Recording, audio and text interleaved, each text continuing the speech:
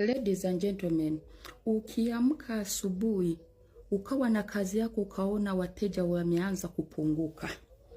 Ukiona wateja wakianza kupunguka kabla hujaenda kwa waganga, kabla hujaenda kanisani, kama hujajiuliza kwa jirani, leo ulikuwa unafanya siku nyingine ulikuwa unafanya 50,000 ya Kenya, 70,000 za Kenya, lakini ukaona umeanza 40, 50.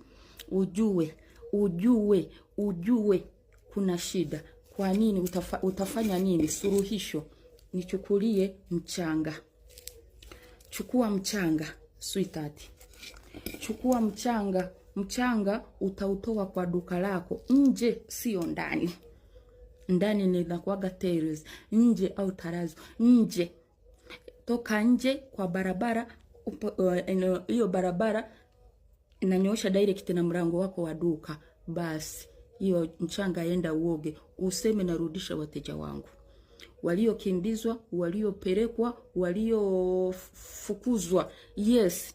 Kwa nini? Wateja yani unakuta kila mtu hii video inamgusa.